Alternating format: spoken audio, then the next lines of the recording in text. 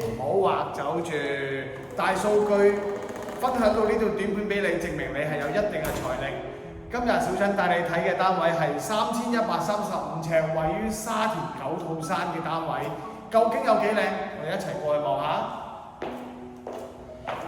由花園入到嚟呢個單位嘅話咧，就會係客飯廳。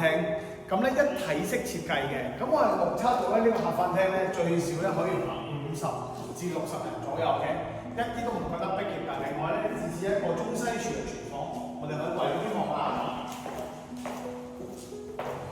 入到嚟廚房嘅 area 咧，左手邊就係工人房，後邊嘅話咧就係總裁你一切準備食材嘅地方啦，蒸爐、焗爐、微波爐全部齊晒，衣櫃咁大個雪櫃。同埋酒櫃呢個直立式酒櫃，仲高過我添啊！咁啊，基本上可以俾阿總裁你咧就收藏好多陳年佳釀嘅。咁另外廚房就有另外一 part 㗎，過嚟呢邊望下。廚房呢一 part 咧就係主食區啦，咁亦都分開左右，咁啊方便姐姐隨時為你準備美味嘅晚餐嘅。上到呢一層寢區嘅話咧，最特別嘅地方咧就係我左手邊呢一個。呢棟門通往出去咧，基本上就係呢一層嘅電梯大堂。咁即係講緊啲乜嘢啊？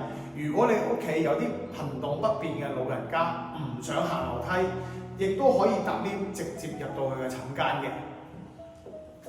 好，講完呢個寢區嘅特色之後咧，就言歸正傳，講翻呢一層嘅寢區嘅設計啦。OK， 咁一上到嚟咧，左手邊就會係家庭廳嘅，另外呢一層會有4間套房，係4間套房啊，再加2間 store room 嘅。究竟有幾咁特別？呢邊咧？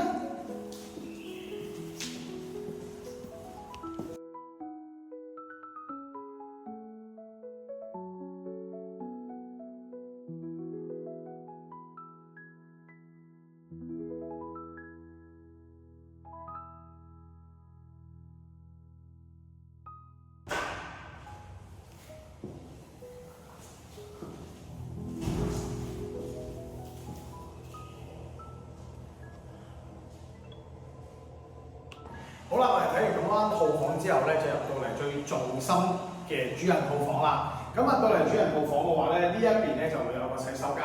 咁洗手間入邊嘅話咧，基本上咧翻新翻嚟啊、大浴缸啊，咁一定係必備㗎啦。另外又雙洗手盆，咁啊方便總裁你隨時都可以整理自己嘅儀容就出門口㗎啦。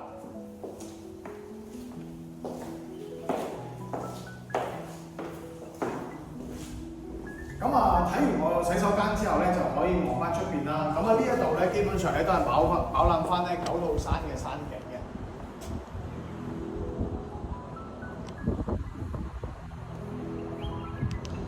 單位咧，我又睇住咁多先，但係而家咧正值5·1時期，開發商咧係做緊活動嘅。